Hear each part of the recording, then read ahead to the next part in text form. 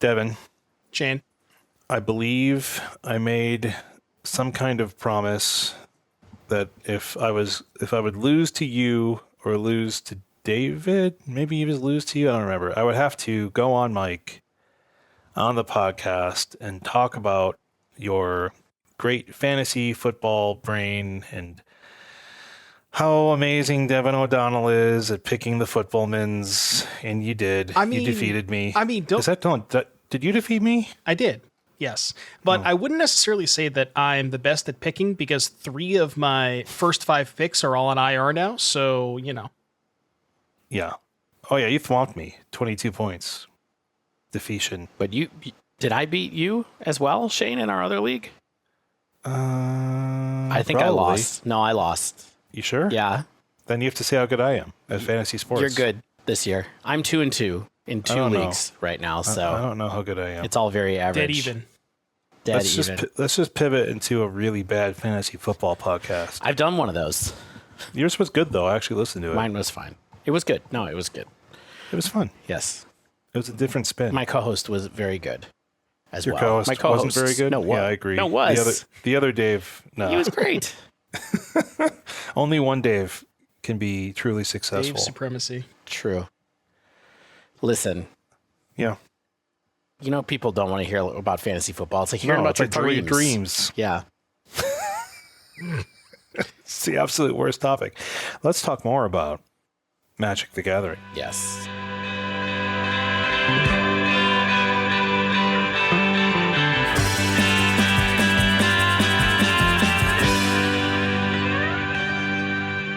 Hello and welcome to episode 295 of The Dive Down, a Magic the Gathering podcast focused on the latest decks, trends, and strategies for the casual spike. My name is Shane, here in Denver, Colorado. With me on the line from the remote boreal forests of Massachusetts, it's the one and only Devon O'Donnell, aka Doomwake.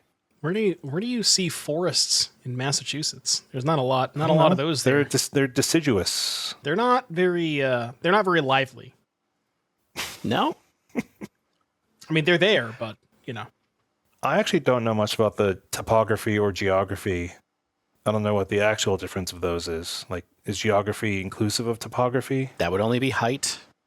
Geography would be locations, I believe. Yeah. You're asking questions that are way above my pay grade. But I don't really remember. I've only been really to Boston and maybe some exurbs of Boston. Yes.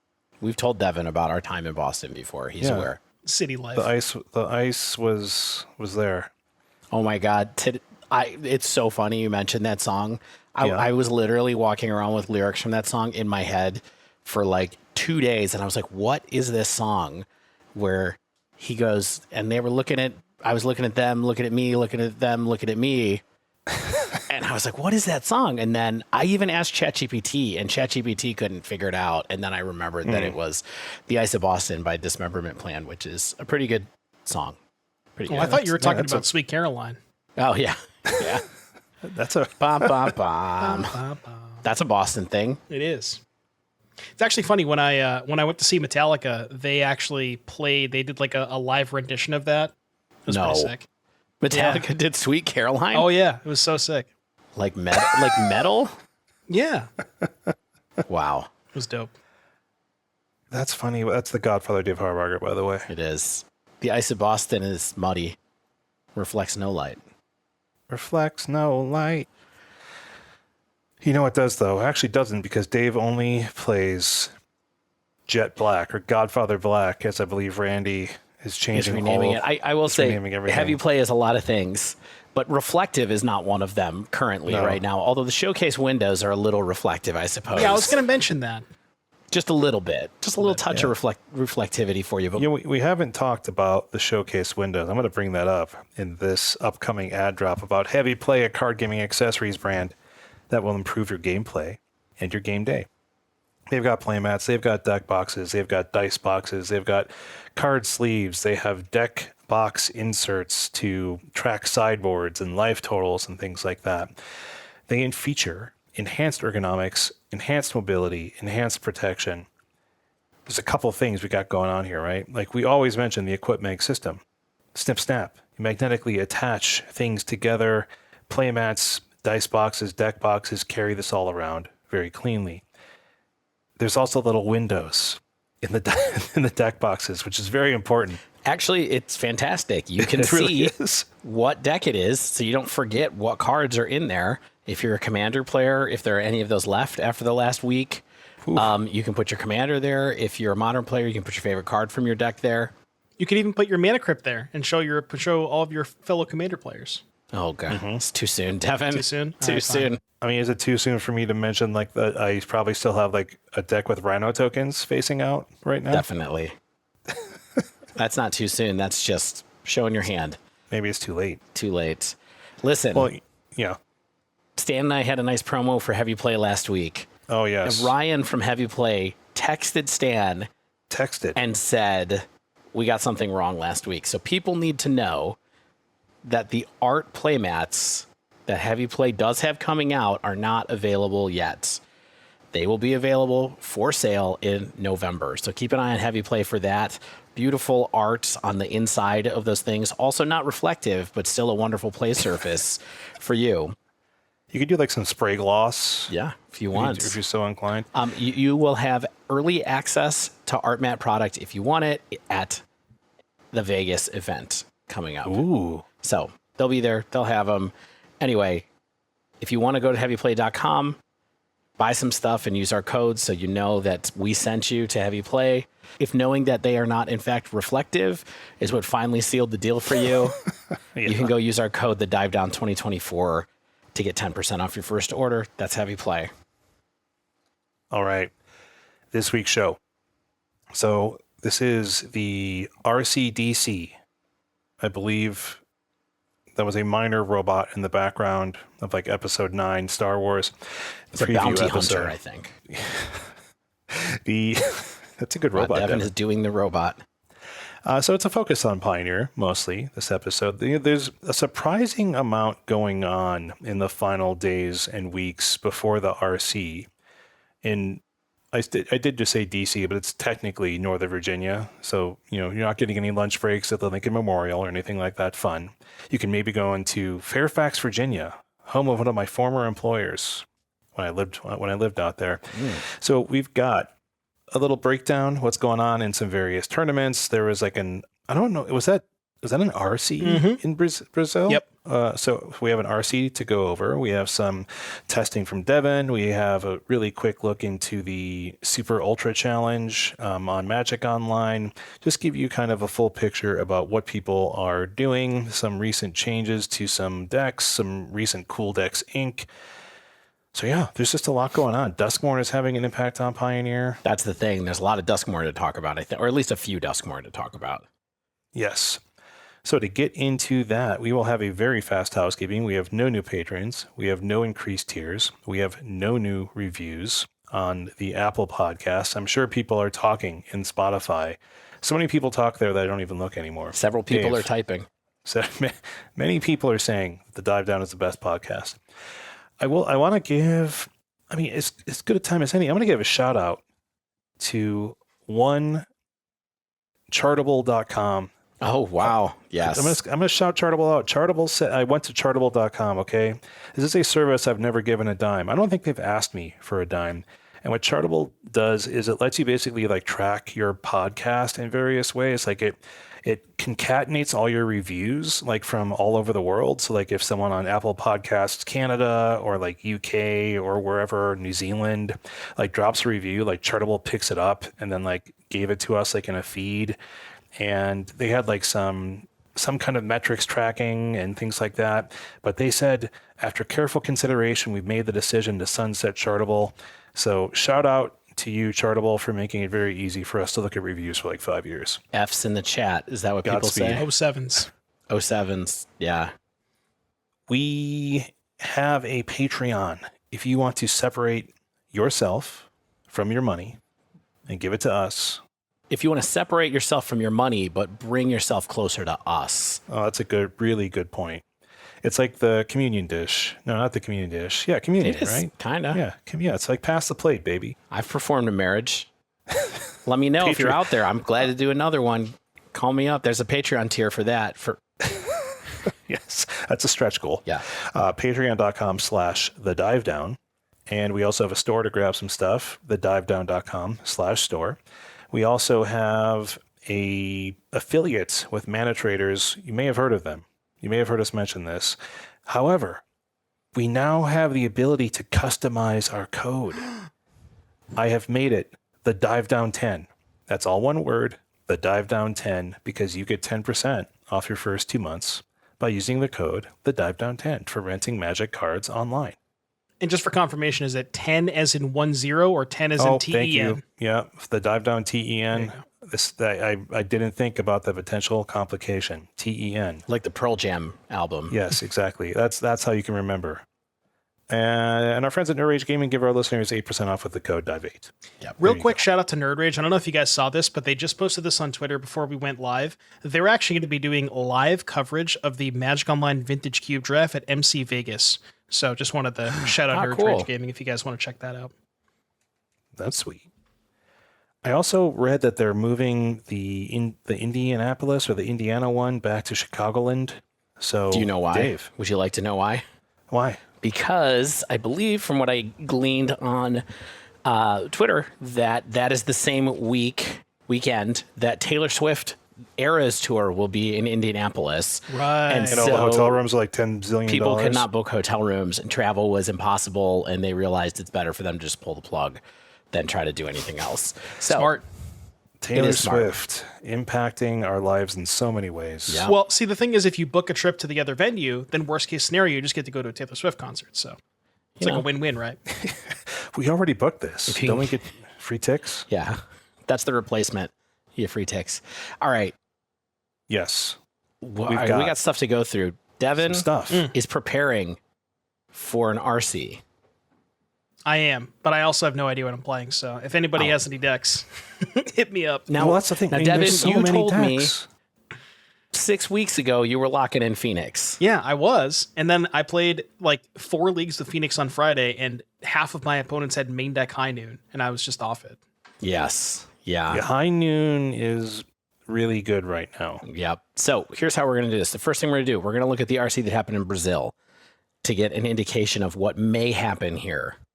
Mm-hmm. Shane? Yes, let's do this. Do it. Okay. So this happened this past Saturday in Brazil. 212 players. And this is the City Class Games Showdown 7. Okay. So, yeah, you get that prize pool, 25,000 USD. That probably, I am guessing that goes a little bit further in Brazil. Sweet. Yeah. That's great. City Class Games Showdown 7 sounds like a video game that has a bit mapped. The mayor of New York has been arrested for corruption at the beginning of it. I'm just saying. Does it not? The Hall of Famer has been kidnapped by ninjas. Yeah, exactly. Okay, we've got 6 qualifications to the Pro Tour, 1 invitation to the WC. We've got 8 rounds of Swiss.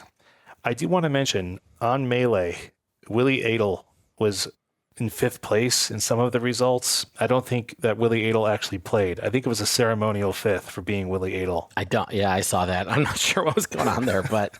Melee does some weird stuff. I think if a player signs up and drops or something, or they for whatever reason, I think that's part of what it was. Yeah. Willie just wanted the name on the list. Look, I'm here. I am Magic Brazil. Even though he didn't play, he did play The Rock. Amazing. Oh, yes. Yeah. He figured it out. Yep. All right, so I've got the metagame. I did my best here. Okay, I fixed a lot of deck names. I looked like what were all other deck list things. Tried to normalize some stuff. I did my best. I love cleaned data. Clean. It's the cleanest, baby. In this time of our era, we call it checking the crosstabs. I think Shane is what people might call that. You gotta check the crosstabs. So let's just go through this. We've got Rakdos Aggro continuing its vague domination at the top of the metagame recently, 14.5%. And then, interestingly, perhaps surprisingly, Jun Sak right behind it at 12.1. I guess, Wayne, while we're here, Devon, Jun Sak, have you been playing against this much? What are your thoughts on this sort of new spin on an old friend? I haven't played it myself personally a ton. It was kind of I'm surprised. It was kind of a deck that I sort of ruled out a little bit quickly when like I did play a little bit with it, but my experience was playing against blue-white control. That matchup was kind of tough because you like your big payoff is Yigra, and blue-white doesn't really care too much about that because they have so many sweepers. The other big issue was that deck lines up kind of poorly against the Rakdos aggressive deck because they have ways to give trample. So normally you'd be able to like Cauldron block with Sack and with Witch's Oven, but you can't really do that against Monstrous Rage. So both those matchups felt kind of tough, and those are probably the two most played decks. So I haven't played too much with it. Yeah, makes good sense. Before we go on, since we're talking about the hits here, and we might talk about some more of their fringy decks or dark horses later. Has your opinion of Rakdos Aggro changed at all, even though people are playing it all the time? Is it in the consideration set for you or no? I mean, I will not deny that it's like I would agree that it's probably the best deck in the format, but for some reason I just feel like whenever I play it, it feels like it just doesn't feel that great to me, and I also don't think it's that hard to hate out is the issue. Got it.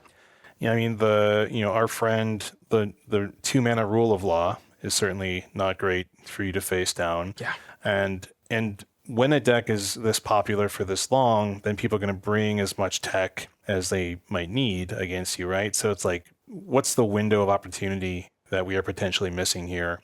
But like Rakdos Aggro is already a different deck in some builds than the one that you guys just tested just a few weeks ago. I mean, there's leyline versions with that, aggressive leyline, whichever one that is, a leyline of goodness, leyline of double spell. Resonance.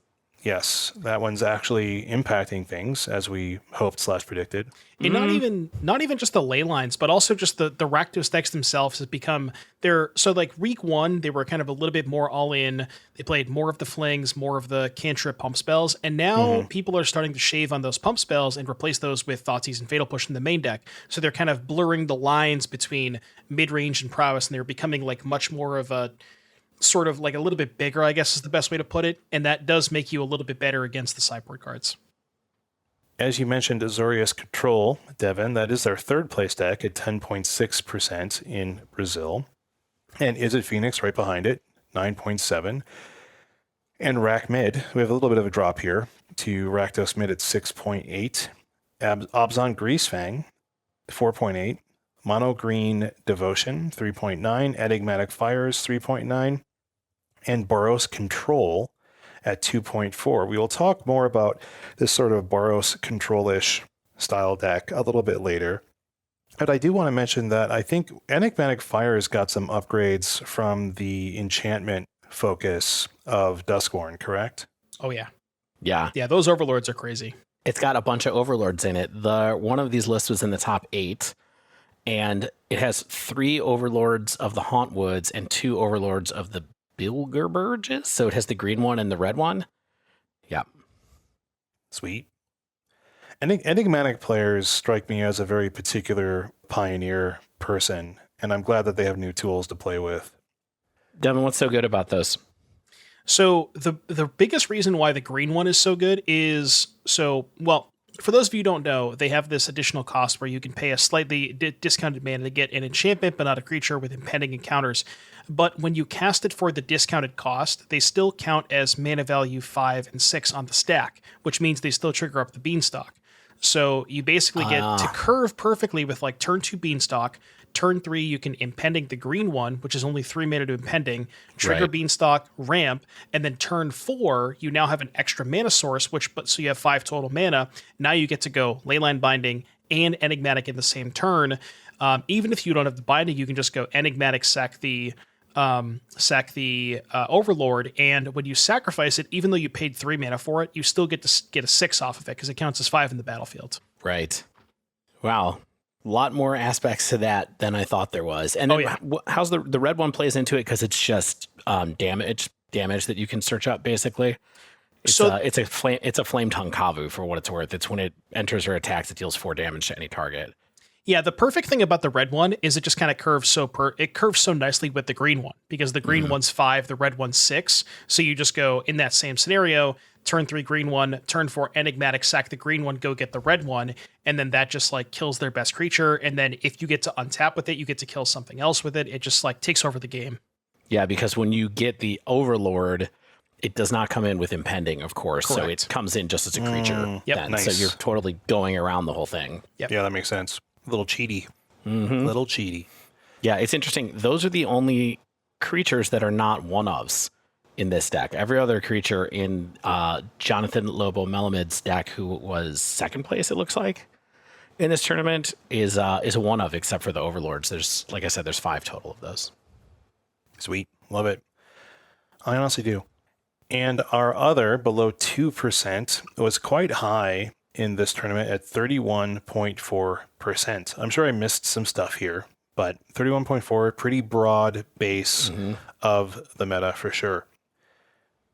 I did a top 32 breakdown, so trying to see a little bit of like, quote unquote conversion rates. And here were our most interesting ones, I think, or perhaps the best. We had a pretty good conversion rate here by Azorius Control. 6 of 22 pilots made the top 32. That is good. That's more than 20%. That is our best that I could find, because only 4 of 30 Rakdos Aggro pilots made the top 32. So about what? Yeah, not amazing. Just over 10% is what that would be. Yeah. Is It Phoenix was 4 of 20, so pretty darn good, but about to be expected, I would say. Junsak was 3 of 25. Obzon Greasefang, 3 out of 10. Made the top 32. Nice work, my Greasefang friends. Yeah. Then a couple of just a bunch of 2 ofs and 1 ofs like Rackmid, Is It Creativity, Rakdos Transmogrify, which we'll talk a little bit about later, Enigmatic Fires, things like that. Devon, what do you think about these numbers, Devon? So as far as the metagame is concerned, it sort of makes sense where, if the top 2 decks in the room, or top 3 decks, right, you have the Jund Sacrifice, Azorius Control, and Rakdos Aggro. I think that Rakdos Aggro is maybe like slightly ahead against Jund Sacrifice, but really bad into Azorius Control. So it kind of sort of makes sense when you see Azorius Control did very well. And because Azorius Control did well, that means the Rakdos Aggro deck fell off a little bit. So that kind of makes sense. Jund Sacrifice also not great into both of those decks. So Jund Sacrifice kind of got destroyed. Greasefang 3 out of 10 kind of surprises me, because historically I feel like Greasefang is not great into blue-white control. So at 3 out of 10, I mean, maybe small sample size, but that is a little more surprising. But as far as Azorius and Rakdos Aggro, kind of makes sense. Interesting. So here's our top 8 somewhat quickly. Vinicius Karam on Azorius Control was first seed. The only thing I saw that I would call new in this pile of counter spells, interaction, and planeswalkers was 3 Beza the Bounding Spring in the sideboard, as you all may have predicted. Yeah. As just a good answer to a lot of things. But there is something new in these. Oh, yes. And that is the blue-white Verge from Duskmourn is in this deck. And the Verges are in quite a few decks. Oh, yeah. Yeah, They're good. They're pretty good. One thing I wanted to highlight a little subtly about this list, which it might not seem to appear on first glance, but a lot of the Azorius Control decks are playing a lot of temporary lockdowns. This particular version has 4 portable hull main deck and not a single lockdown in the 75. So as far as innovation in blue-white control, it's actually quite a bit different than kind of the more popular versions. So just kind of wanted to highlight that. And I think that might be a bit of a concession to Rakdos. Just wanted to have more cheap removal. And if you're going to play hull, you can't really afford to play lockdown because there's a little bit of tension there. So that was kind of interesting. Yeah, and this deck, for what it's worth, really only has 3 Wraths, even, which is slightly low, right? There's a Farewell, there's a Supreme Verdict, and there's a Settle the Wreckage, but that's it. Yeah, I would say the average, and there's no Sunfall too. That's actually kind of surprising. No Sunfall in the 75. So yeah, this is maybe a slightly different split of like what you would expect out of Azorius Control. Up next in second place, we have Marco SHBF on Rakdos Aggro. Titan Strength is back. Oh yeah. I mean, that's pretty normal for these decks, right? To run Titan Strength. It is, yeah. I just love seeing Titan Strength. Card's great. In winning decks. I guess my question is, and we're going to talk about this card a little bit later, but is Turn Inside Out just better than Titan Strength? Like, I think that actually replaced it in some of the lists that I saw too. some of them do want to play. I think it's like it's close. So Titan Strength gives you a scry and a toughness boost versus Turn Inside Out gives you like it plays a little bit better into removal spells where if they like go to kill your creature, you turn Inside Out, swap that into a new one. So I think they're very, very close and they're good in different spots. I would probably lean towards Titan Strength unless you're playing the Leyline version, and then I think Turn Inside Out is a little bit better. But you know, that would be my explanation. Yeah, and this was a Leyline-less version of Rakdos Aggro. Third place, Gabriel Souza on Rakdos Transmogrify. More on this a little bit later. We have fourth place, William Araujo on Rakdos Aggro. Turn Inside Out does appear in this deck. There you go. And which is, if you forget what that is, it's just target creature gets +3/+0 until end of turn. When it dies this turn, manifest dread. So like you said, I think like, you know, it plays in a removal better, maybe makes like for a profitable trade or a profitable, more profitable trade at least, or block or something like that. I do want to just echo, I haven't had a chance to talk with you guys about this yet, but you know, Mark Stanton was on the episode last week and we talked a little bit about Manifest Dread as a mechanic. And then I actually played some Sealed with Stan, which I know is not Pioneer, is not constructed, but Manifest Dread is way better than you think it is. If you haven't tried it yet. I mean, I don't know what you think in your testing, Devon, but I was surprised how, I mean, I even played a deck against Stan where I was just playing the card Manifest Dread in Sealed because, you know, for a few reasons, but that getting a chance to look at two cards, bin one, have one be a creature is extremely good. So tacking it onto a 1-mana spell seems pretty reasonable to me. Yeah, it's also, especially like when they go to kill your guy, you can just kind of respond with this, get like, especially if it's a Hardfire hero, get that 3 extra damage, and then you get 2 more looks at finding another good creature. And you have so many high impact creatures to hit, right? Another hero, a challenger, a slick shot. So yeah, really good in this deck.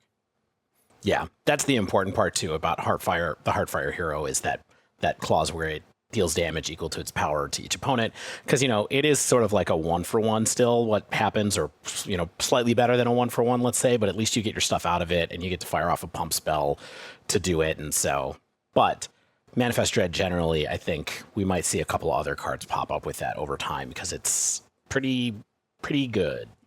Pretty good. Oh, yeah. Fifth place, Zandre B on Rakdos Midrange. Looks like a pile of Rakdos cards. Jonathan Lobo Malamed on Enigmatic Fires. Right. Which has lots of Duskmourn cards in it.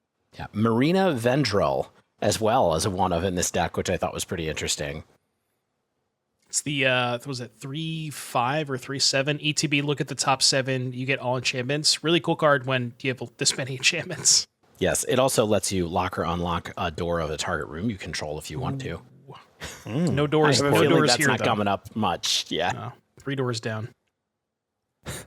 Seventh place, Gabriel Martinez on Jund Sacrifice. Eighth place, Pedro Lemes on Dimir Rogues. Yes, you heard that correctly. Dimir what? Rogues. Yeah. It has an interesting top end of my favorite rogue, Archfiend of the Dross, as a 2-of. Hell yeah, because brother. Demon Rogue. Why not? Demon Rogue. All those indeed. Phyrexians have been retconned into rogues. They were just little rogues. They're scamps. I think this top 8 kind of rules, by the way. Like, there's like seven different decks. I guess many of them are Rakdos based, but pretty cool. It's all the flavors of Rakdos in Pioneer are pretty interesting. I mean, we have Transmogrify, we have Midrange, we have Aggro. You know, Sacrifice is nominally Rakdos, although it's, you know, it's kind of a somewhat even mix, but it's interesting. Cool. Any thoughts on this tournament? Does this inform anything that you're thinking about, Devon? Like, I feel like results of a tournament like the week before your tournament can only be so informative. Yeah, I mean, like, looking at this data, right, you know, as far as the overall metagame is concerned, Rakdos Aggro, Jund Sacrifice, Azorius Control, Izzet Phoenix, like, this is sort of what I expect the metagame to look like. I guess the one thing that I think that is going to be a big difference between this and DC is that there's going to be a lot less sacrifice. Like, I think the 2 most played decks are going to be Rakdos Aggro, Azorius Control, followed by maybe like Izzet Phoenix, and then it's going to maybe drop off from there. But yeah, I mean, it's just, like I said, data is good, but it's hard to kind of figure out what we can really glean from this data, because this is like, they are who we thought they were, Mm-hmm. Yeah. Mm-hmm. We also had a MTG Super Qualifier this past weekend with 368 players. I wish I could get access to that full data dump, but My instead, goodness. Yeah. I get the top 32. And here's that breakdown. 8 Rakdos Aggro. So yes, that is a quarter of the top 32. I really wish I knew what the percentage of the players were on that. 5 Azorius Control. 3 Izzet Phoenix. Devon, you chose correctly. They are who we thought they were. They are who we thought they were. And then a couple 2-ofs in Hidden Strings, which is what MTG Goldfish calls Lotus Field. And then Obzon Greasefang. And then a number of 1-ofs, including Rakdos Transmogrify, Selesnya Angels, this like Rakdos combo deck that Dave also outlines later in this episode. Things like that. Enigmatic Incarnation, Dimir Oracle, which is going to be definitely our tier 1 Scourge at the RC, I'm sure. So nothing too noteworthy, I think, to talk about this. I think it's just perhaps interesting to point out, like, what actually succeeded here. It's really impossible for us to know what the performance was like, but I think that this is further solidifying, I think, kind of the metagame that we can predict at the RC. I don't know if like people are going to generate new decks that are going to tech against these. I think it's much more likely that pieces in these decks, or decks that are more easily able to take advantage of certain things, like the 2-mana Rule of Law, which is escaping my mind yet again. High Noon. In Azorius Control or something like that, which can fight against Phoenix, can fight against Rakdos, can fight against Lotus if that happens to randomly show up at 8% or something like that.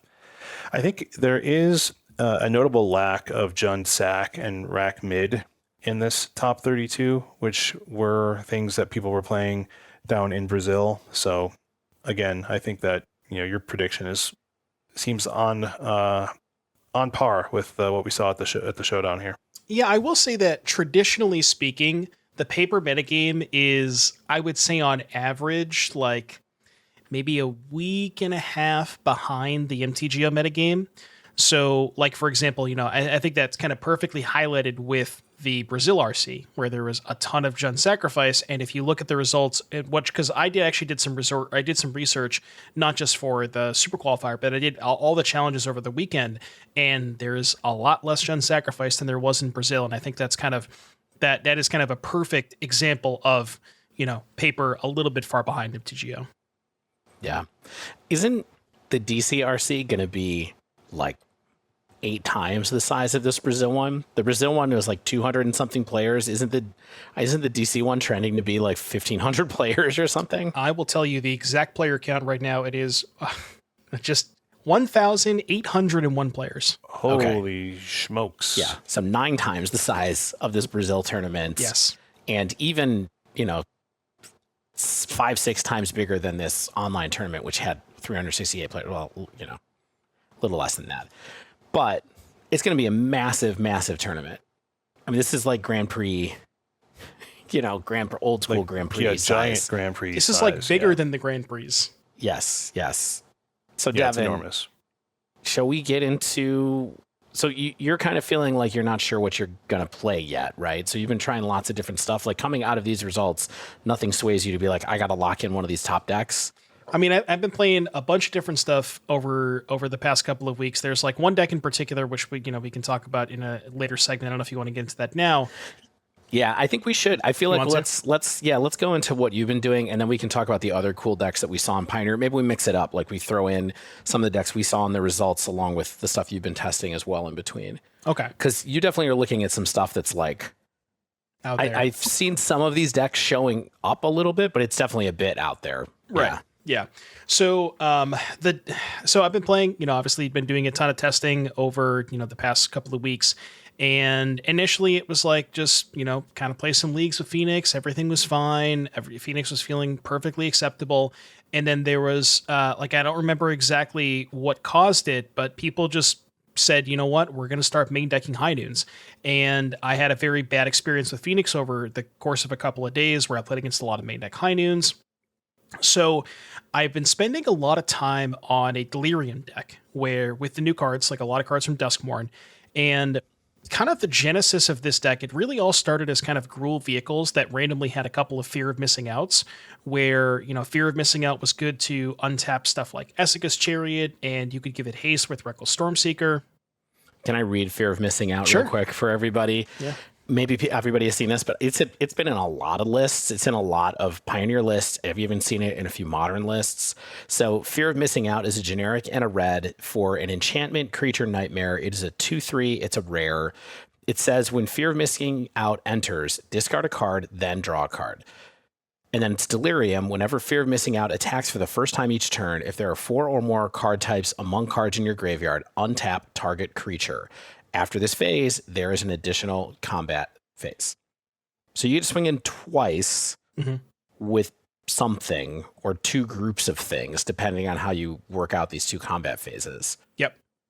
Right. So yeah, Fear of Missing Out is definitely one of the big payoffs here. The other card that you're sort of like Delirium, like really, really big payoff here is you highlighted Omnivorous Flytrap.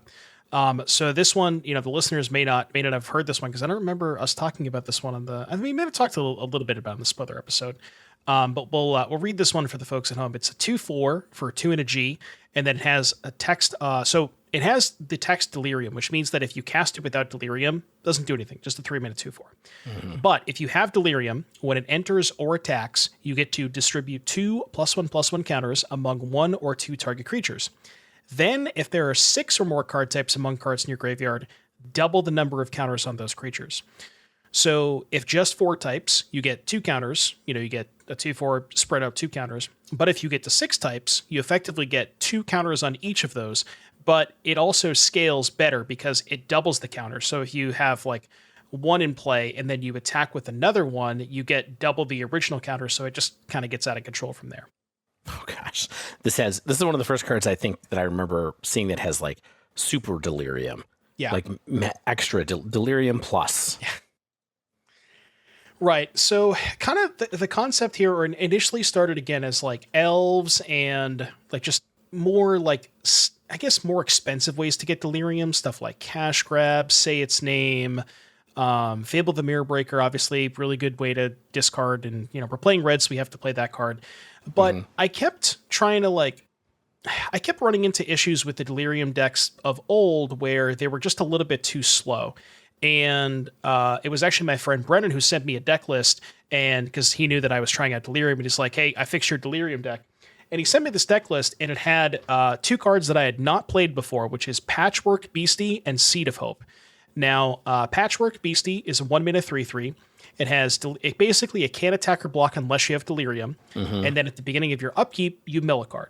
So it's a 1-mana creature. It's got a little bit of power and toughness, but it specifically is a 1-mana card that helps you get to Delirium. And Seed of Hope, in a similar vein, is 1-mana instant, mill 2. You can put a permanent from among those cards into your hand, gain 2 life. It's an instant, which is, you know, important typing for Delirium. You want to have some instants and sorceries. But yeah, that was kind of really the big breakout where, no pun intended, of course. Yeah, exactly. For the no spoilers for another card you're going to talk about in a minute. Yeah, but that was really the big breakout for me is just kind of taking the deck in this more aggressive approach, this more aggressive slant. And not only does that, like, you play more cheap cards, your cheap cards enable Delirium, like they get you to your payoffs and things like that. But you also just get to like race these other decks because the other Delirium creature here is Wildfire Wickerfolk, which is RG for a 3/2 haste. And then if you have Delirium, it gets +1/+1 and trample. Trample also very important with the Flytrap because Flytrap lets you go really big. And then if you go big plus trample, that's a good combo. Yeah. I've heard from people that works. The other card here that we may have alluded to earlier was a card called Breakout, which is a card that I had not played with before in these Delirium decks, but it's RG for a sorcery. You look at the top. It's like a mini Coco. You look at the tops. It's actually exactly half of a Coco. Top 6, you can put one creature from among those cards onto the battlefield, and that creature gains haste if it's 2 or less. If it's 3 or more, the creature goes into your hand. But if it's 2 or less, you can put it directly into play and give it haste. Yeah. So what's nice about Breakout is it's a creature, but it's also not a creature because it's a sorcery in your graveyard for Delirium. So it's like another way to mess with typings. So TLDR, I've been playing a ton with this deck. It's a deck that I played a lot on Friday, played a lot on over the weekend, played a little bit yesterday, played a little bit today, and I like it. I like this deck a lot. Ended up picked up a trophy and a little bit of other results along the way as well. So how does this play out? Like, is this an aggro deck? Are you just building up? Like, what are the play patterns like? Are you sort of trying to get to a point where you have fear of missing out, and then fly trap, so you get to tap in twice with fly trap because of fear of missing out and make something super gigantic? Or what's kind of like the general vibe? So yeah, it is certainly an aggressive deck. Like, basically, I'm trying to think of, there's really no good analogs to it in Modern's history, but it's essentially just like a beatdown deck that utilizes the graveyard, where you play Patchwork Beastie on turn 1. Ideally, you have an enabler, either Beastie or Seed of Hope on turn 1. But then if you have Beastie in play, you start milling, and then maybe turn 2, you play Fear of Missing Out, discard another card, and then ideally you have Delirium by turn 3, which Seed of Hope can sometimes get it for you on turn 2. But the important thing to note about the creatures is that Patchwork Beastie, Fear of Missing Out, and the Wildfire Wickerfolk, those are all creatures that have an additional type. So they count as 2 types in the graveyard. So right. Artifact creature, enchantment creature, artifact creature. So it's very important to have a higher density of those, because those give you Delirium more frequently. Yeah. But yeah, it is really just an aggressive deck where it's you're trying to curve out, 1-drop, 2-drop, 3-drop, ideally Fable. Typically, I want to be holding Flytrap until I get Delirium, because it doesn't do anything the turn you cast it if you don't have Delirium. Yeah, you want that enter trigger for sure, right? Right.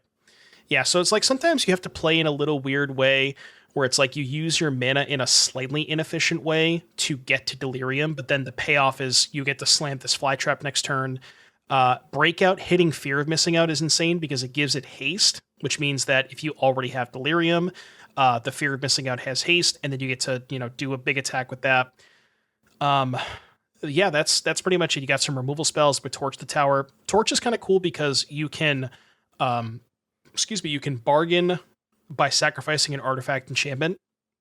So you can actually sacrifice Patchwork Beastie or Fear of Missing Out or Wildfire to actually give you Delirium, because that would just be 3 types immediately with instant plus, the creature that you're sacrificing. Just get a lot. Yeah. Right. Yeah. So yeah, I mean, I don't know. I've been playing a lot with this deck. I like it a lot. Trying to convince myself to not play it, because it is I don't know. It's very, very hit or miss. It's really what's the best way to describe it is it's very high variance, where the games where you're turn 1 Beastie, mill a crit card that has 2 types, cast Seed of Hope, mill Delirium, attack for 3, play a second Beastie. It has some extremely explosive draws. But then sometimes you're Beastie, mill a land, second trigger, mill a land, and then it's just your cards don't do anything. So very high variance, and it's aggressive deck that dies to Rest in Peace out of the sideboard is not the best sell, because a lot of people are playing Rest in Peace right now. So as powerful and explosive as it is, I mean, I don't know. It's hard to pull the trigger on it because it's so high variance, but I mean, but that's just the way Pioneer is. But I do like it quite a bit. Yeah, it looks like a sweet LGS week event, weekday event type thing, more than one I maybe want to run up against the best decks in the format. Yeah, but if it explodes the way that Devon's talking about, I think if especially if you feel like this is something where you don't get outrun by Rakdos or something like that when you play it, then maybe it's worth it to go this direction, because the creatures certainly get big, and they get big fast. And you didn't even talk about Inti, which is a card that's in here that's just a great 2-drop. It's a good engine for fueling Delirium, plus it gives you some card advantage. There's also Invasion of Ixalan. So there's a bunch of other cards in here. Yeah, I think this deck is really cool. I think one thing I wanted to mention while we're talking about this before we move on to other decks is this engine is actually making some waves in Modern thanks to, Spike. I think that Spike was the first person playing this kind of engine in Modern, which is essentially Fear of Missing Out plus Omnivorous Flytrap plus Malevolent Rumble is something that I've seen popping up here and there. I saw somebody got just 19th place in a challenge with it, someone named Offline with a 1 instead of the L. I also saw a Jund version in the same event that was kind of doing some other stuff, but I think that there's some chance that this kind of makes stuff really big, really huge. In Modern, you get to be able to throw Detective's Phoenix onto Omnivorous Flytrap as well, which is pretty cool when you're casting it from the graveyard and such. So there's a lot of interesting stuff going on with, I think, that Fear of Missing Out Omnivorous Flytrap kind of vibe overall. I'm sure we'll talk some more about Fear of Missing Out going forward from here. But like I said at the beginning of this deck, card is showing up lots of places from what I can tell. Yeah, and just kind of doing some finishing touches on the Pioneer deck. Like you mentioned, Inti, very, very cool. There's a really cool trick you can do with Inti where the way that Flytrap is worded, it says when it attacks, you put the counter, then double the counters. And then Inti is also an attack trigger. So you can actually stack the triggers where you resolve the Inti trigger first, put the counter on it, then resolve the Flytrap trigger, and it doubles after the Inti counter goes on it. So you can kind of get some additional value that way. And then another really important part about Inti is trample. Because as you can imagine, Flytrap, like if you have 6 types, Flytrap goes pretty hard. But if they have a chump blocker, then not really doing a lot there. But Inti, an important part of that is that you just get to give your giant guy trample. So that kind of works as well. And you mentioned Inti helping smooth out and get you towards Delirium, discarding cards that you otherwise can't discard. The funny thing that I will mention about this deck is, I don't know if you guys picked up on this, but every single non-land card is legal in Standard except for Fable. So if this might actually be a really good Standard deck. Not Gigantha. Gigantha's not a main deck card. Oh, right. Yeah. Sorry. I said main deck. You said main deck. Yeah. Interesting. Okay. Well, this is a cool deck to start with, and we even got to talk about Modern for a split second there. Devon, what's next on your menu of things that you've been looking at? So these other decks that I put up here, I haven't really been spending a ton of time on them as far as testing is concerned, but I did play a little bit with them. This is just kind of some cool Duskmourn stuff that we can talk about real quick. The first deck I want to bring up here is Boros Legends. Actually, I picked up a trophy with this kind of the first week. So basically what's going on here, there's a lot of creatures, right? A lot of legends. And the new cards in particular that I want to highlight here. So first and foremost is Norrin Swift Survivalist, which is red for a 2/1 can't block. And whenever a creature you control becomes blocked, you may exile it, and then you can play that card you may play that card from exile this turn, rather, excuse me. Mm-hmm. So initially what I wanted to do, and I thought this really cool idea, I'm like, I'm going to play Norrin and utilize Pia Nalar, which is the 2/3 for 2. Whenever you play a card from exile, you get a Thopter. And I was like, okay, play Norrin, right? They block my stuff. I exile my stuff. They're all cheap cards. I can play them from exile and trigger Pia. The problem with that is they just don't block. And if they don't block, you can't actually trigger Norrin, so Pia ends up not doing anything. So we tried to kind of change up the version a little bit. The other new card that I want to highlight in this particular list is Arabella, Abandoned Doll, which is I remember this from spoiler time. Extremely powerful card. This is red and white for a 1/3. When it attacks, you drain your opponent for each creature that has power 2 or less. Every creature in this deck has power 2 or less effectively. So, super, super duper explosive card. But essentially there's 31 creatures. It's a lot of legends: Kithian, Skrelv, Zurgo, Goro, which is a weird one you probably never heard of, but it's essentially just a cheap-ish way to give Arabella haste. So for 1 red, you give all your stuff haste. Inti, as we talked about, Thalia, and then the 3 drops here, we have Anim Pakal, which is a card that you may not have heard before, but it is a 1/2 for 3 that says whenever you attack with 1 or more creatures, or I should specify non-gnome creatures. Yeah, get those gnomes out of here. No, we don't want gnomes here. Anti-gnomes. You put a counter on Anim Pakal, then you make X/1/1 gnomes, where X is its power. So we actually we do want gnomes. I see. Okay. Well, the Anim Pakal gives you the gnomes, but it doesn't pay you off for attacking with those gnomes. Right. Do you guys know that was my nickname in high school? Or Adam Pakal? People call Adam Pakal. No, people call me the gnome. Yeah. The gnome. It still gives me the shivers. Yeah, in a bad way.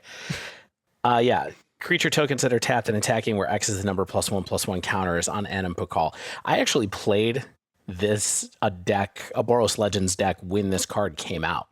Towards the end of last year, there was a Boros Legends deck floating around, because the thing that we're about to get to in this deck, and I'll just finish. There's 2 Delny in here and 1 Aurelia. Oh, good old my old friend Delny. Yep, Delny. There's 4 Mox Amber in this deck. Oh yeah, yeah. That's why we're doing this. Yeah, we see. The thing is, we wouldn't be putting these unplayable legends in our deck if we didn't get to play a Mox, right? There's got to be a payoff, and yeah, the payoff is getting to play Mox. And specifically, the reason I wanted to try this deck so much is it might seem kind of subtle, but Norrin Swift Survivalist being another red 1-drop. So before, you had Kithian and Skrelv. And why it's important to have 2 different 1-drops at each color is because the games where you go land, white 1-drop, Mox, you have the ability to double spell on turn 1. But you couldn't do that before with red because you only had Zurgo. But now you can do that with Norrin, where you go Mountain, Norrin, Mox, Zurgo. So it gives you a higher density of like double spell draws. And when you're playing stuff like Arabella and Animpakal and just stuff that makes you want to go wide, being able to double spell is very important. And then you mentioned the Delnys. Delny's kind of insane with Animpakal, but also Delny with Arabella. Triggers again. Oh, yeah. Yeah, if an ability of a creature you control with power 2 or less triggers, that ability triggers again. So Arabella just basically just one-shots people with Delny, and it makes the Arabella unblockable, which is kind of cool. Interesting. So you only tried this a little bit so far? Yeah, I didn't play too much with it. Yeah. I don't really think this is one that I would play in DC specifically, but just kind of wanted to highlight because it had some new cards. Now, the list I'm looking at here does say that you got a 5-0 with this. I did, yeah. So that's pretty cool, at least. I did. It's like almost half an RC. Somebody, it was actually, I think it was AJVLI, the one who does the stats, right? You remember that Twitter account? Mm-hmm. I tweeted because I thought this might have been the first recorded 5-0 in history with Aurelia Exemplar of Justice. And they did confirm that it was in Pioneer, the first recorded 5-0 in history with Aurelia Exemplar of Justice. Get a dive on that sideboard next. That card sucks, but it's a pet card of mine, and I wanted to play it. So Aurelia? Yeah, it's horrible. Yeah, sorry, it's horrible. Can we talk a little bit about other Boros decks that are floating around before we go on to the final deck in your kind of like roster? Anything in particular? As Shane mentioned, so there's a couple things that I noticed and that Shane noticed in the results that we're looking at. So one is this Boros tokens control list that made the top 8 of that Brazil event that we were talking about, didn't it, Shane? Or I believe so, yes. I think it did. I think there was one copy. So this is Boros Control by Vitor Mendonça, and I don't know if this is really control, but it's an interesting list. So it's got 3 Wandering Emperor, 2 Overlord of the Mistmoors, and 1 Enduring Innocence as your new Duskmourn cards, 4 Carrot Cake, 4 Fable of the Mirror Breaker, 4 Caretaker's Talent, 3 High Noon, 4 Sunfall, 4 March of Otherworldly Light, 3 Get Lost, 3 Torch the Tower, and then stuff that you need, except for I do want to point out in lands, it's lands that you need to do red white, except for there's a Westvale Abbey in here. Hello, Westvale Abbey. Haven't seen you in a minute. Is this a control list, or is this just tokens.payoff deck? That's what it looks like to me. It is definitely a control deck. I did play a little bit with this deck, and the way it plays out is just kind of like kill your thing on turn 1 and kill your thing on turn 2, and then you have not only Fable the Mirror Breaker, but also Caretaker's Talent, which a lot of people might have kind of wrote that card off when they first saw it, myself included. But that card is kind of absurd, where every time you make a token, you draw a card. And then on level 2, for 1 mana, you can make a copy of a token. So you have like 2 very powerful 3 mana like card advantage machines. And then you're kind of just like, winning the game at your leisure with either Emperor. This list is playing Overlord, where I think a lot of the lists that I've seen aren't playing Overlord. They're just playing completely creatureless, like 4 Emperors. And I think they even have Kahira as a companion as well. Yeah. So you could do that. it's tough to overstate like how many cards in this deck make tokens. Carrot Cake, Fable, Wandering Emperor, Overlord of Mistmoors, Sunfall, Get Lost. If you want 2 map tokens for some reason, you can have them. Westvale Abbey makes tokens off of a land if you want to do that. Overlord of the Mistmoors, I'm going to read really quick. It is 5 white. It has impending for 2 generic white, and it says whenever Overlord of the Mistmoors enters or attacks, creature or create 2/1 white insect creature tokens with flying. So it's Grave Titan, kind of, right? Grave Titan with like not kicker, but like alternate casting mode. Yeah. So and this is the type of deck where this is basically a tap out control deck. Really, so you do have some instants in your removal, but it's okay for you to tap out with this deck to be able to cast and get those 2 tokens if you really want them. So you can curve Caretaker's Talent into Overlord of the Mistmours, get your card, etc., etc. So it's a pretty interesting list. The other thing I wanted to bring up in the mana base, there are the full 4 copies of Fountain Port. Now, previously before Bloomburrow, a lot of people were playing Mirexes as like a 1 or a 2 of. These tokens decks are just playing, they're all playing 4 Fountain Ports. And I think that makes sense because this card just does everything. It's like it acts as a Mirex. You can pay 3 to make a 1/1. If you have extra tokens lying around, you can sacrifice the tokens to draw cards. The treasure tokens matter a lot because it lets you double spell or like get to a spot where you can hardcast Overlord. You get to Caretaker's Talent plus level in the same turn, High Noon plus activate. The mana, like extra mana really matters. So that card just completely absurd in these decks. Yeah. So pretty interesting list.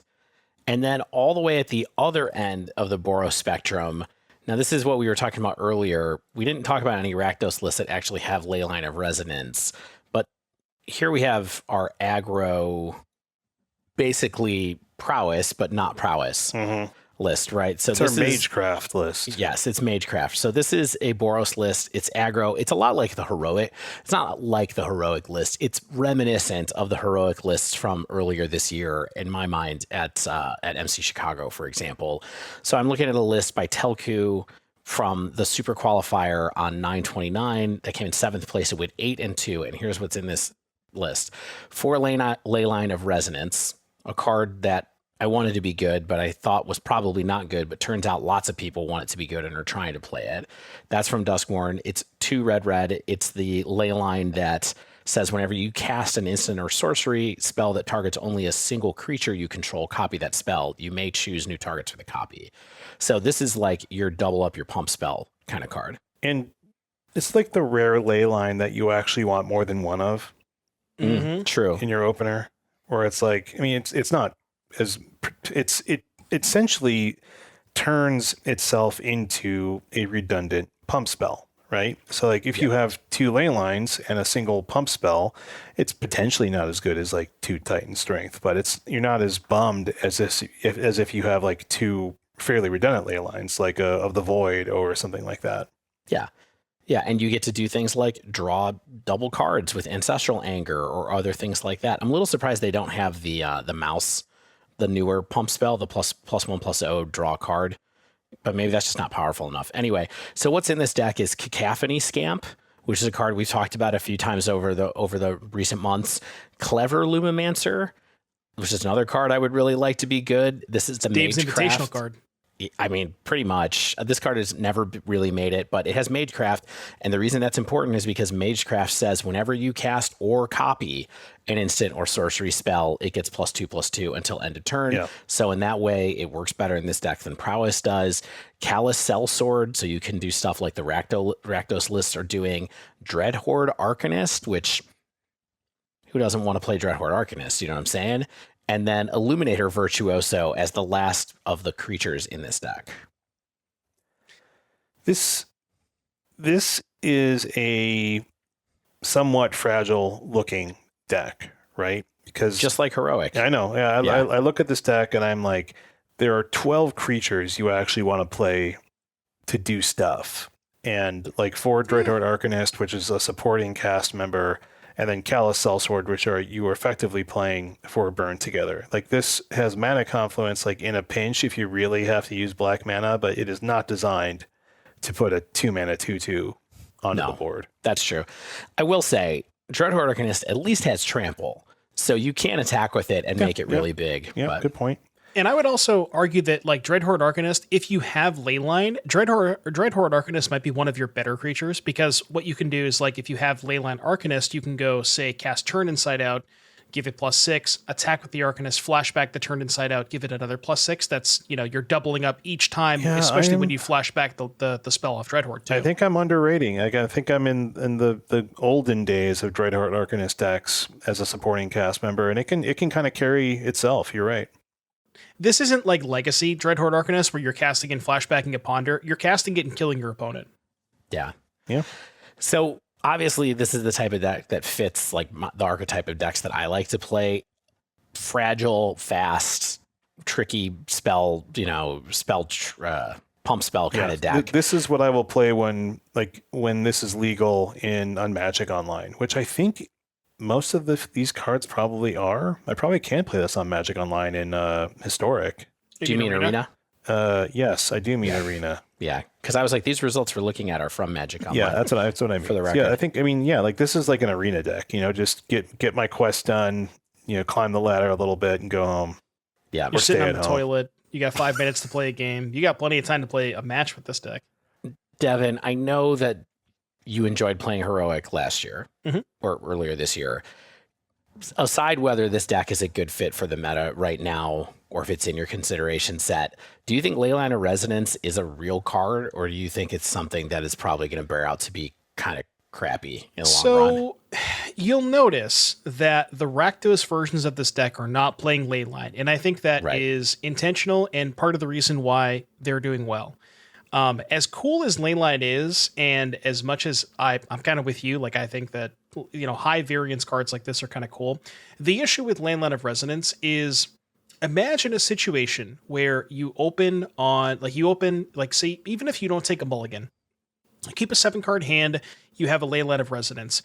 If your creature, it's just a situation where you would almost all of the time rather just have an extra pump spell, because the Leyline is, in the best case scenario, the Leyline is copying the pump spell anyways. So if the Leyline in your opening hand was just another copy of a pump spell, you wouldn't have to have these situations where you need to have it in your opening hand. And the issue there is that, okay, well, if it's the same as a pump spell in your opening hand, but then you top deck the Leyline on turn 2 or turn 3 when you really need a spell, then that's where it gets really bad. So as cool as it is, I think that these versions are probably just not as good as the Rakdos version. Although I will say Virtuoso, kind of a messed up card, especially with the Leyline, because the way that it works is that the Leyline copies the spell, but the copy still targets, so it gives you a second Virtuoso trigger. Right, yeah, you connive twice with double strike, so that does go wild. I mean, there's lots of things for me here to like. I will definitely try this deck out. I still haven't had a chance to try the Rakdos aggro deck out either, which is very similar to this deck, as you kind of pointed out. I do think that Illuminator Virtuoso is very, very good. Yes, though, it is. And I don't know if it's better than the Mice necessarily, but it's a good card. And I do love Cacophony Scamp as well, being able to, basically kill somebody with a combo kill if you can get it killed, essentially. So yeah, it's a powerful one-drop in this strategy. Yeah. One thing I want to highlight real quick, the land count. There's 15 of them. Now, there is 4 MDFCs in 4 Spikefield Hazard, but 15 lands? Hot, Devon. It's not a lot. That's more room for spells, Devon. That is true. Devon, that's less than I put in my limited decks. Yes. You know what I'm saying? And your limited decks are 40 cards, not 60. Yeah, exactly. Let's do it. Okay, so little diversion into all of the Boros decks that are floating around. Let's go back to kind of what you were looking at. So you have one deck left in your holster here that you want to talk about today. What's that? Remember, these decks aren't necessarily the only one that I've really spent a lot of time testing was the first one, that Gruul Delirium deck. The other two I just kind of wanted to briefly touch on is these are things that you should maybe watch out for, because Bogles, I got to tell you, got quite a few upgrades from this set. I know we mentioned a little bit of it in our spoiler episodes, but it's one of those things where you don't really, I think, appreciate how good the card is until you actually play games with it. And Sheltered by Ghosts, what I don't know what they were thinking with this card. Like, this is literally a custom card made for Bogles players. 100%. Like, just completely absurd. Every time you read it, it just has more text on it. It just keeps getting better, and like this card is nuts. I saw Spike maybe trying this out in Modern, right? Really? Along with Light Paws. I mean, he was talking about it in one of his spoiler presentations, so I don't know if he's gotten around to a deck with it yet, for sure. But I know that I do believe that it was on his radar at one point. So I think this card is really messed up, and I'm kind of excited to see what you thought about it from here. Yeah, so in the Boggle shell specifically, like it just kind of does everything you want. It kills a creature. It turns your non-Boggles creatures into pseudo-Boggles because it gives them Ward 2. It gives lifelink and +1/+0, which is important because before you didn't actually have a ton of lifelink auras. Like, if you wanted to play lifelink, you had to play, I think, Rune of Sustenance, which is just complete nonsense. So, yeah, so you get to play a good aura that gives you lifelink and kill their best thing and, I'll do all this stuff. Really messed up card. And it's searchable off Light Paws. Now, the other important piece here is another new card, Shard Mage's Rescue, which might not seem like the biggest upgrade at first glance, which is, just for the folks at home, it's 1 mana flash, aura, enchant creature you control. As long as it entered the battlefield this turn, enchanted creature has hexproof, and then it gives it +1/+1. So there is, there have been ways to protect Light Paws before, because that is the card that you want to protect the most with like Lauren's Escape or God's Willing or something like that. But the important part about Shard Mage's Rescue, when you protect your Light Paws with Shard Mage's Rescue, you get a Light Paws trigger. And that is really important because the turn, say your opponent casts Fatal Push, you Shard Mage's Rescue your Light Paws, ETB on the Light Paws trigger, go get Kaya's Ghost Form. Now you've blanked their first Fatal Push. They can't, their next Fatal Push, you're just going to get the Light Paws back. So now they need 2 more removal spells to be able to remove your Light Paws, which means you're 100% to untap with it and then just go berserk from there. So it's like protection spell that also fetches the Kaya's Ghost Form to then guarantee that you untap. Really sick card. And then the other new card here that I want to mention was Optimistic Scavenger, which seems powerful, but the problem is there's no protection, right? It's a 1 mana 1/1, and then it has Eerie whenever an enchantment you control enters, and whenever you fully unlock a room, put a counter on target creature. So it's a cool card, but no protection is a little tough, and I found myself sideboarding these out quite a bit in a lot of different matchups. So I think like 2 is probably the right number. But just to kind of give a rundown of the rest of this deck, it's Gladecover Scout, Light Paws, 4 ofs, 4 Toadstool Admirer, which is a weird one, but it is a 1/1 that has Ward 2 for 1 mana. Right. So it's like, this is like Gladecover Scout Light. Yeah, Gladecover at home. Scout at home. Yep. And then All That Glitters, 3, 4 Audacity, 4 Ethereal Armor, 3 Rescue, 4 Sheltered by Ghost, and then a smattering of 1-ofs that you can go fetch off of Light Paws. 1 Alpha Thorny. Probably never have heard of that one. This card has been in these lists. Yeah, it gives Yes. hexproof and can't be blocked by more than 1 creature. Yep. Mostly just there for the hexproof, because if you play Light Paws, get a 2 mana aura, go get the Alpha Authority, then they can't kill the Light Paws.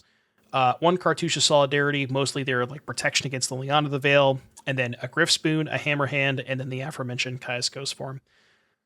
So yeah, I mean, I don't think that I would personally want to register Bogles, but I don't think I would fault people for it because I think it is really good against the Rakdos Prowess decks. Lifelink, Sheltered by Ghost, huge in that matchup. Yeah. It's just the problem with Bogles is you have to dodge blue-white control because that matchup is about as 0% of a matchup as you can possibly ever get. But yeah, because sweepers, lockdowns, stuff like that. But yeah, I don't know. I mean, I think it's a reasonable choice if you can, try to dodge a bunch of lockdowns and sweepers. But yeah, I was just so impressed by Sheltered by Ghosts. Crazy card. Awesome. All right, Devon, thanks for going through those. We have a couple more decks to go through for Pioneer, but then I think we want to come back and kind of see, after this whole discussion, any final insights that you have about the RC as you get ready for it, other than take granola bars and water with you. Well, I have some. I see some decks that you are discussing here, and I know that I didn't put these on the list, but I am excited to talk about some of them. Okay, that may be on my radar. Awesome. Well, we talked about how much Rakdos there was in this, and everything. And we have two more Rakdos decks to talk about. So let's start with the simpler one, and that is Rakdos Transmogrify. So I'm looking at a list here from a Pioneer Challenge from 929, came in third place by Soggy Cheerios. And it is a Transmogrify into Atraxa via a Rakdos mid shell kind of list, basically. So it's 2 Atraxa, 1 Ob Nixilis, the adversary, Fatal Push, Thoughtseize, Duress, Cling to Dust, Torch the Tower, all of that kind of stuff, Pyroclasm, everything you'd expect, Reckoner Bankbuster, Case of the Stash Skeleton, Fable the Mirror Breaker, and 4 Transmogrify, 1 hit at Sugu, consumes all. And that's it. This is what we're doing. Then I saw you playing this today, right, Devon? I did. So, a funny story about Rakdos specifically. So, I have my initial gut reaction was when I didn't want to play Phoenix, I wanted to try work on this Gruul Delirium deck that we talked about. And I was like, well, my fallback if the Gruul deck doesn't work out is I want to play Rakdos mid. And I talked to kind of our local, the guy. He goes to every event. He's always playing Rakdos mid. And I was like, yo, ship me your Rakdos mid list. And he's like, I'm not playing Rakdos mid. And it's one of those things where when that person is not playing that deck, that deck is bad. So he was actually, we'll get to what he's playing in a second, which I might register. But he said either play the second deck we're about to talk about or Transmogrify. So I tried this deck today. It's fine. I don't love it. I don't hate it. It's like Dave said, a different take on Rakdos mid. The way that I look at this is it's like Rakdos mid with a combo finish where, Rakdos mid that can actually go over the top of people. Yeah, it's kind of like the same theory as what led to Sorin and Vein Ripper. Right. It's Rakdos mid with something like that, although those guys, when that existed, obviously they could do that on turn 3, but... Yeah, because the big issue with traditional Bloomer Rakdos is a lot of decks can just go over the top of it. And specifically Enigmatic Incarnation, that matchup from the Bloomer Rakdos mid-range side of things is just completely untenable. They cast they get a single Enigmatic trigger and they draw 7 cards and you can't kill any of their stuff. So just really rough from that side. And at least this has the inclination that you could maybe go over the top of them with Atraxa. But I don't know. It's just I tried this list today. It was okay. I didn't like it as much as the next deck we're about to talk about. But yeah, I don't know. I see that Dave had asked about where's Valgavoth over Atraxa. Yeah, I have 2 questions about this, and that's okay. one. And one of them is more just I think Valgavoth is cool, and so why I think I know why we're still playing Atraxa and not Valgavoth, but let me know what you think, Devon. So there is 2 main reasons. The first one is against Blue-White Control, right? Blue-White Control has a ton of sweepers. They have Supreme Verdict, Farewell, Sunfall, all that stuff. And they don't actually care about the ward sacrifice 3 non-land permanents because they can just sweep it up. So Valgavoth is essentially just textless against them, and Atraxa at least draws you 4 or 5 cards. So there's a big difference there. Yep. And then the other big difference is losing Giganta, which sounds pretty meaningless, but I was actually surprised at how often when I was playing this deck, I would pick up Giganta and then use Giganta to hardcast Atraxa. That came up at least 3 times in my league that I played. It does come up quite a bit because you do draw the Atraxas, and that bio clause of Giganta casting is pretty relevant. I never even thought about something so evil as using Giganta to cast Atraxa. It comes up. I imagine it could be. The one good use we found for Giganta.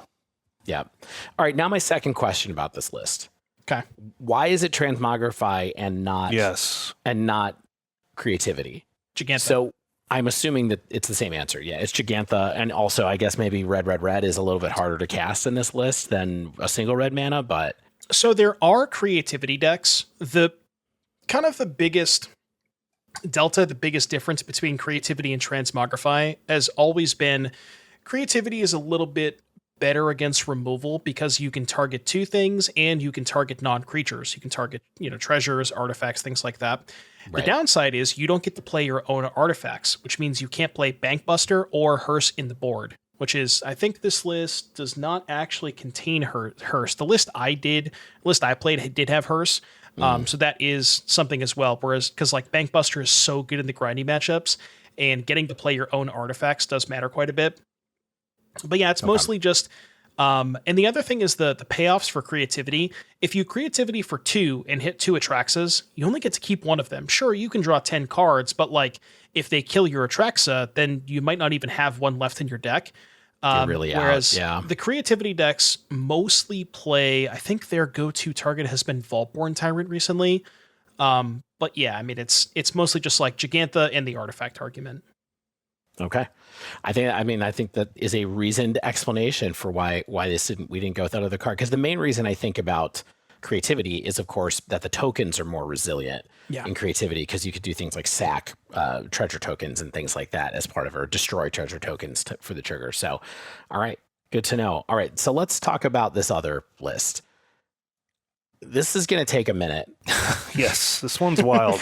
Because like, I was so mad you list? found this before me, because I was looking through all these lists and I was like, what is this 6th place Rakdos deck? And you were already at like a half page of notes on it.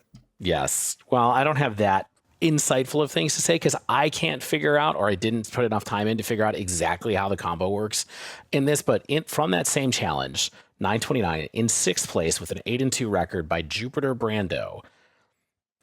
I'm going to read the list. I'll read it, Devon, and then you can smile as you talk about it. So here's what's in here. It's 4 Blood Tithe Harvester, 4 Fear of Missing Out, 2 Marvin Murderous Mimic, 4 Voldaren Thrill Seeker, 4 Tree of Perdition, Rakdos mid cards as spells. There's 11 between Thoughtseize, Duress, Fatal Push, Torch the Tower, 4 Fable, and 4 Agatha's Soul Cauldron. So I'm assuming that we're looking at a Splinter Twin situation that I don't quite understand exactly what the pieces of it are. Devon? I would love to tell you. So step 1, this is a very complicated 2-step process. So I need you to write this down. Step 1, put Tree of Perdition into the graveyard. Yep. That's it. That's step 1. Okay. Step 2, cast Agatha's Soul Cauldron. Yep. That's it. That's it. So for those of you who don't know, Tree of Perdition has a tap ability, an activated ability that says you can exchange target opponent's life total with Tree of Perdition's toughness. Right. And if you put the tree under the cauldron, you then say you have, a Fear of Missing Out in play, right? You have a Fear of Missing Out, which is a 2/3 creature. The cauldron trigger puts the counter on the Fear of Missing Out. It is now a 3/4 that has the same ability of Tree of Perdition to exchange your opponent's life total with its toughness. So if they're 20, you exchange their 20-point life total with Fear of Missing Out's toughness, which is now 4, and they take 16 damage. Right. And then they don't make it back from that? So, well, it's funny because sometimes they do. And that is an unfortunate part about this deck is like sometimes dealing that last 3 or 4 points of damage is tough. But the main card that we're doing that with, as you highlighted, is Voldaren Thrill Seeker, which is... This is the one that's funny. Yeah. Yes. So this is the backup card that basically backup fling, where you can pay 1 to fling it to deal damage equal to its power. But it also works nicely with Agatha's Soul Cauldron, where if you have the Thrill Seeker in the graveyard, you put the count, exile the Thrill Seeker. Now that same creature that you just flung at your opponent now has the ability, or that you swapped its life total with, its toughness, now has the ability to sacrifice to deal those last 4 points of damage. Right. Or even in the case of, let's say, just doing that with Thrill Seeker on the board. Yep. It makes their life total 1, and then you throw Thrill Seeker at it for a mana, and they just die. Well, it can't ever be 1. Because it's 2. It's always going to be 2 because even if the Thrill Seeker is a 1/1, the Cauldron puts a counter on it. Right. Sorry. So it's 2, but Thrill Seeker gets to throw itself at it for 2, and then they're dead anyway. Yep. Silly me for thinking that the rules of this were more complicated than just making Tree of Perdition end up on somebody's ability end up on something else. And so you haven't tried this one yet. Oh, I have tried this one. Oh, you have? Well, okay. It's funny because that same person that we had alluded to earlier, the Rakdos guy, I asked him what he was playing, and he said he was playing this deck, and he highly recommended it highly to me. So I tried it out on stream today. I think I ended up 3-2ing both leagues, but I also played really badly in the first league because there's a lot. This deck is really hard to play. You gotta. There's a lot of different moving pieces and things like that. So I had to maybe get the rust off a little bit. So why is this hard to play? Because you just said the plan is very simple. You get Tree of Perdition under Soul Cauldron, and then you're good to go. So what's the sequencing trick? Is it just like getting the pieces of your combo in a red-black deck where you don't necessarily have a ton of ways to draw cards other than Fable? Or what's kind of going on? Well, assembling the combo is the easy part. Like figuring out how to actually kill your opponent, like getting piece A and piece B, that's the easy part. But figuring out how to sequence so there are some draws that kind of play themselves where you go like, say, the nut draw is turn 2, Fear of Missing Out, discard Tree of Perdition to Fear of Missing Out, turn 3, cast Cauldron, activate, and those draws are easy mode, right? Mm-hmm. The tough part is figuring out how to sequence when you don't have the combo, because there's like a lot of different moving pieces with like Voldaren Thrillseeker has some timing things where like you want to play the Thrillseeker to put counters on stuff, but sometimes you want to put the counters on itself so you can fling it on their turn, but you don't want to fling on your turn. Also, there's some weird stuff with like, you can Voldaren Thrillseeker and then Cauldron on their turn on the Thrillseeker to have something else fling. There's like a lot of different things and tips and tricks that you can do with this deck, specifically with Soul Cauldron, or even like say you have a blood token in play. Even if you have no creature in the graveyard, you could say, okay, on their turn, use my blood, discard my Thrillseeker, and now all of a sudden I have this Thrillseeker out of nowhere to like blow up your combat phase or something like that. So a lot of interesting things you can think about. And Fear of Missing Out, there's a lot of weird math where if you do get to Delirium, you could like Voldaren Thrillseeker counters on something, attack with the Fear of Missing Out, untap a creature, and then you get 2 attacks plus the fling. So there's like some weird math that way. A lot of different moving parts and pieces, but very powerful strategy and extremely rewarding if you can put the time in. Interesting. Another cool thing that I want to point out, Marvin, Murderous Mimic, the triple M card, which is a card that we touched on briefly in spoilers, but another combo with Thrillseeker or with Tree. Yeah, it is Dave's dog. Shout out to Marvin. Another combo with Tree, because if you don't, like, say, maybe your graveyard is being attacked, let's say they have a Rest in Peace in play, you can just go have Marvin in play and then cast the Tree, and then Marvin has the Tree ability. Right.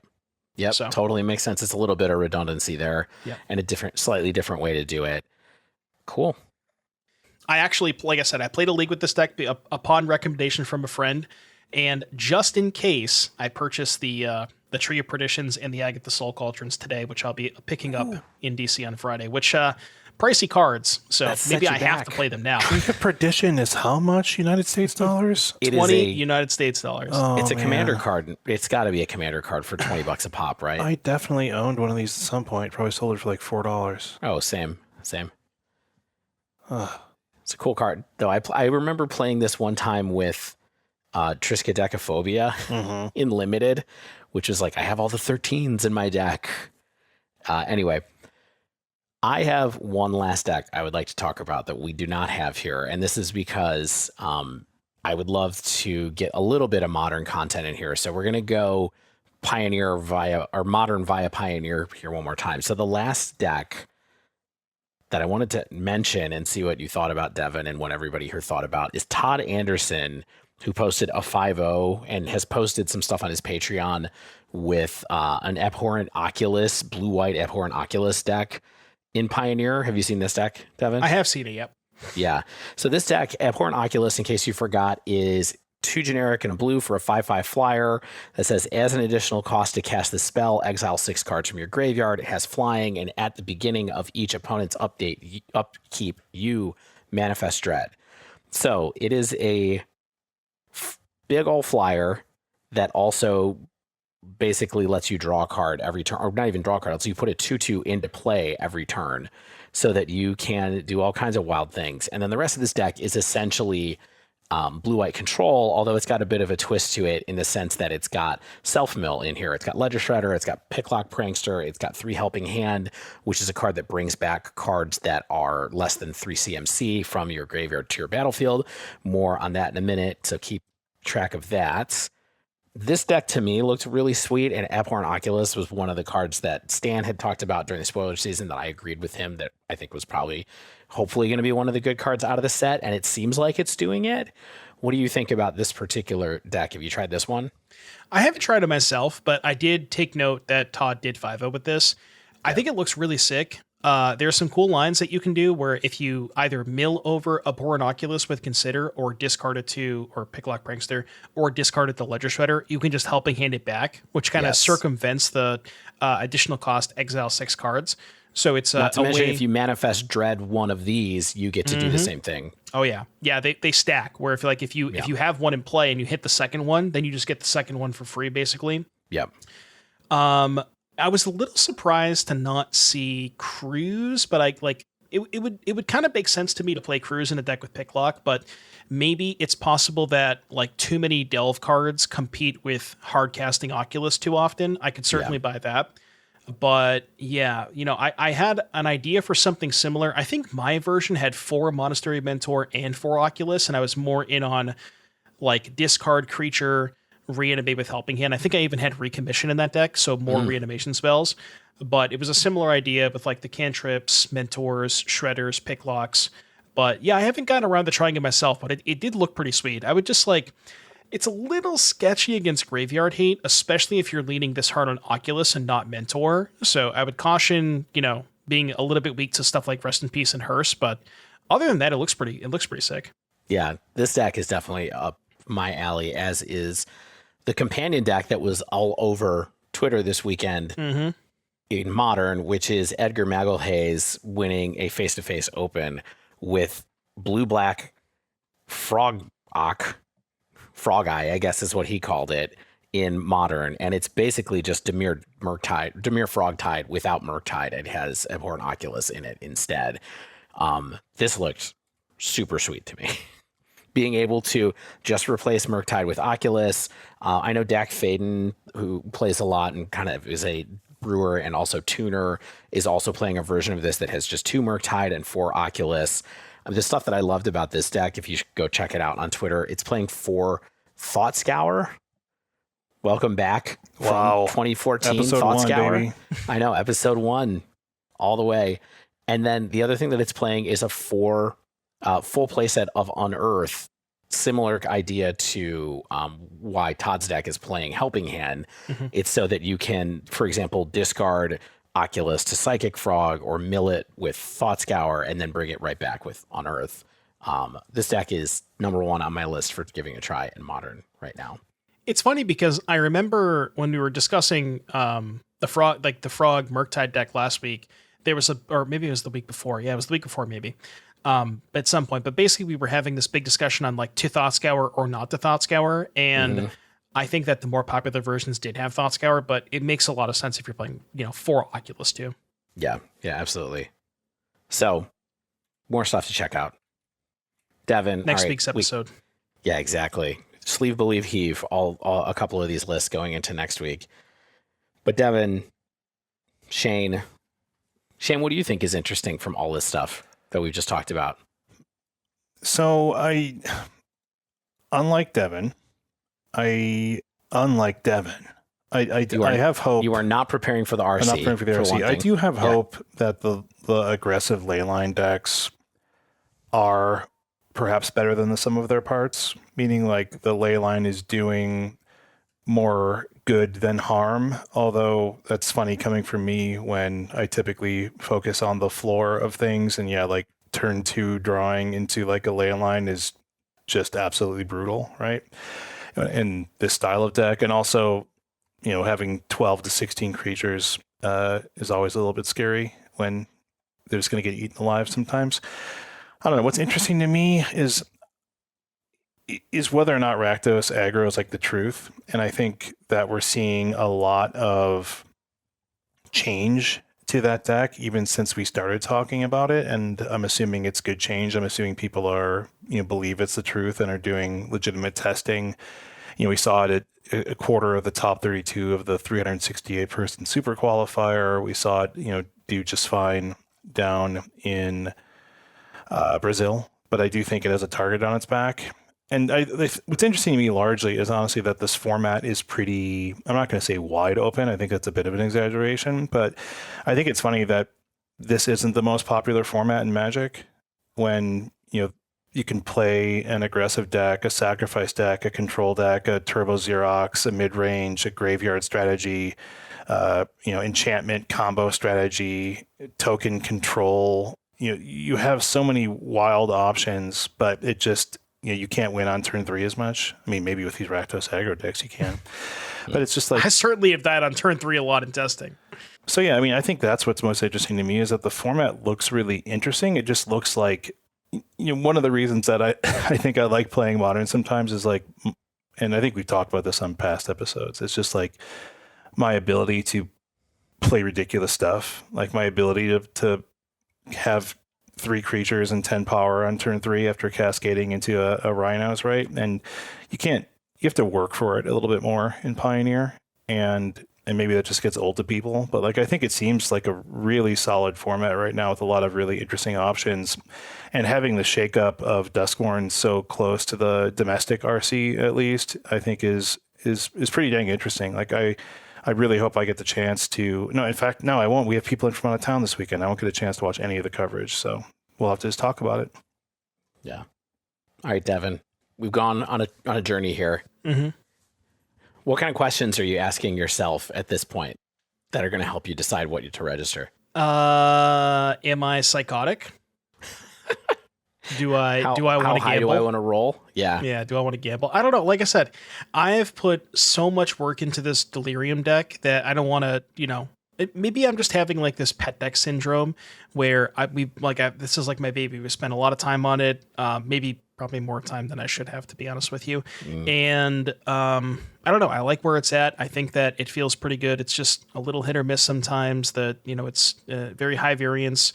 Like when you have the 1 minute enabler, stuff like that. But I mean, at this point, the plan is I'm going to spend some time tonight. What time is it? 10:30. Probably going to play for like another 3 hours or so with the Gruul deck just to kind of get a feel for it. And by tomorrow night, if I don't have the Gruul deck to a point where I want it to be, I think I might play that Rakdos tree deck. Wow. Okay. I love it. How can people be prepared for the tree? They can't. It's funny because people were playing that tree deck before, but the upgrades from the new set, pretty good. Yeah. Yeah. All right. I think I already made clear the decks I'm interested in. Blue-black Frog Eye in Modern. I'm interested in the red-white Resonance deck in Pioneer, and also very curious about this red-green Delirium deck just because I think the plant is really cool, and we will take it from there. But for now, that wraps up this week's show. If you have not, feel free to subscribe to the pod on Apple Podcasts, on Spotify. You get those episodes as soon as they drop. Feel free to leave us a rating, a review, a Spotify comment, however you want to get at us. You can reach us on the Twitter at The Dive Down, all one word. You can email us, thedivedown@gmail.com. Hit the Patreon up at patreon.com/thedivedown, or grab something at the store at thedivedown.com/store. We appreciate all y'all out there who have done that in the past. You can go to heavyplay.com, get some deck and dice boxes and playmats and card sleeves. The card sleeves don't have the equip bank system. Most other things do. You can use our code, TheDiveDown2024, for 10% off that first order. Mana Traders, of course, you can get 10% off your first 2 months with our promo code, TheDiveDown10, that's TEN, for 10% off of your first 2 months of renting those Magic Online cards. As always, special thanks to the bands Nowhere and Spaceflood for letting us use their music for so long. Until next week, get out there and turn yourself inside out.